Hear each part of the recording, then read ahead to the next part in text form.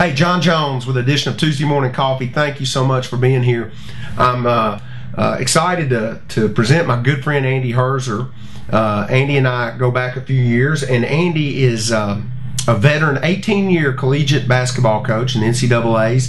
His last stop was here at MTSU, and he loved Murfreesboro so much, he said, you know what, I decided to call it my home, and he started a nonprofit, something I think that he was moved by, and I'm going to let him tell a story a little bit, for at-risk kids, and it's through basketball. First Shot Basketball is the name of it, and they have a winter league coming up, which starts January the 4th, and we'll put the information about this at the end of this segment. But this is a neat deal. My kids have been involved with it before, and it's more than trying to find the superstar basketball player and a travel league and all this stuff you hear about today.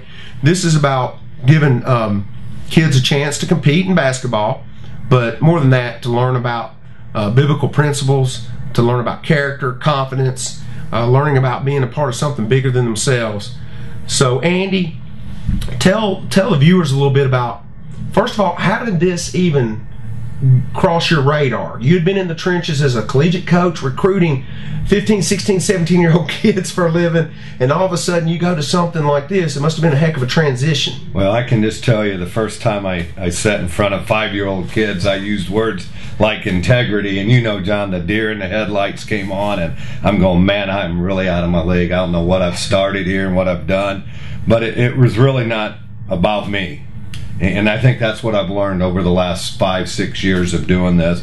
It's really about the kids, and we've got a lot of at-risk kids here in Murfreesboro. I think sometimes we all put blinders on, too, that we've got a lot of kids that can't get to the Boys and Girls Club or the Y. They're our street kids. And so we've started working down at Patterson Park, putting on some camps during spring break, fall break, and we've exposed them to more than just basketball. We've gotten into, you know, the last time we did dance, and no, John, I'm not teaching the dance. That's good. I can't dance.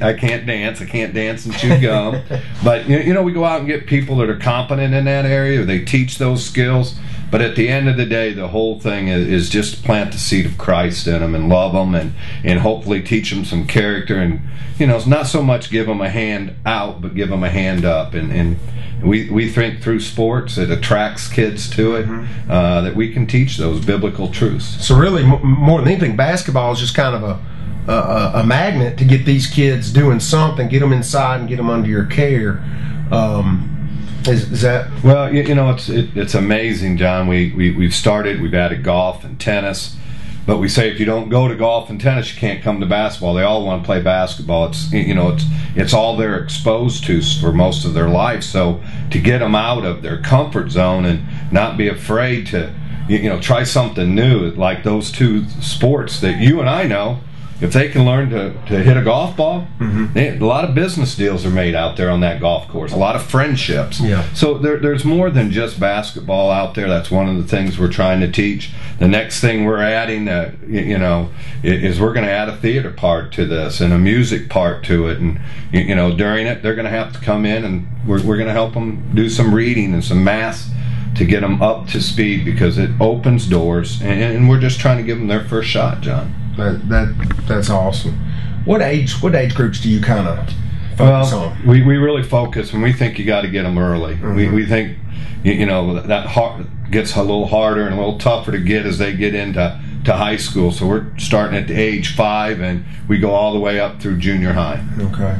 And your winter league is starting up. Tell us a little about how the people can get involved in that and put their children in that. And it's not, guys, let me make something clear. It's not just for at-risk kids. My kids got involved in it, and they had a blast and loved it. So it's for any kid out there, correct? I call it a byproduct, John. I mean, I started the camps, and then my pastor came to me and said, Andy, we want a youth winter league. So I started a winter league. It started with 20 kids. Now we have over 200 plus kids in it. It goes from ages 5 through age 8th grade, and you can help in many ways. First way, you can volunteer if you want to and help coach. And I will tell you, the best coaches we have know nothing about basketball. They come, they learn themselves, they get involved with the kids, and they're there more for the kids than trying to probably teach it their ways. An old school fundamental league, as you know, because your kids have participated in it. Andy, many would say this is kind of the antithesis of what society's telling us we need to be doing now with our kids.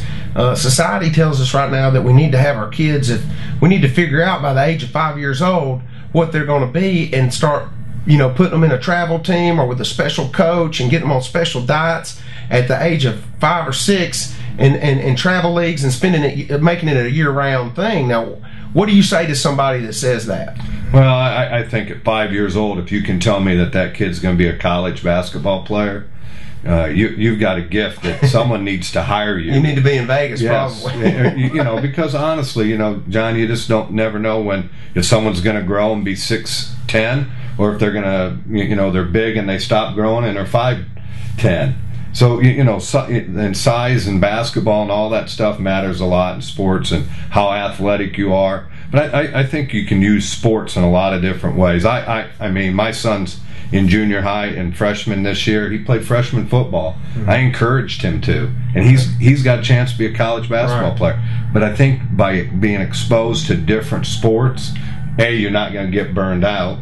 B, you're really going to find out what you're passionate about, because if you're not really passionate about football, you're going to find that out quick once you get hit. Well, let's all face it, and this is what I think society does not get, and I can probably say I was guilty of this for several years. There's a very small, minute percentage of kids that are ever going to go play professional ball. And even, there's not a whole lot that are going to have even the opportunity to play college. But I would dare say that all of us have learned valuable lessons from sports. And I was a kid who hung on a coach's every word, and I think most kids do. Sometimes you didn't understand those words a whole lot then, but they planted the seeds that maybe that 8 years down the road you said, hey, I see what coach was getting at. And that's the impact coaches can have. Wouldn't you agree, Andy? I think they have such a remarkable... Good or bad. Good or bad. And that's just what I was trying to figure out the word for. I think we can look back and think right away. I can think of one coach. If I saw him today, I'd have a real hard time speaking to him. But I can think of 4 or 5 others that made such an impactful, things in my life that I can't. I mean, they gave up their time. They took me to summer camps. They opened up the gym at 5 a.m. so I could come in and shoot. They spent time away from their family to give me something because I had a dream and a passion. And I think that's what coaches can do. I think they can get out there and they can awake that passion and that dream and help plant those seeds for success. Well, that's awesome, Andy. You're doing great things with your ministry, and I call it a ministry because they do teach kids about Jesus Christ, and that's so important because some of these kids aren't getting that in the home. But Andy, tell us how to find out about you. Is the best place to go to your website? firstshotbasketball.net, and you can go on there. You can click on leagues and go to the Winter League. We have several different leagues that we have during the course of the year. And I give them all the sign up and the dates and everything. They can go and register online right there, and awesome. They can either pay by check or pay by credit card. Well, that's great. Well, Andy, we wish you the best. Keep it up. Keep doing it.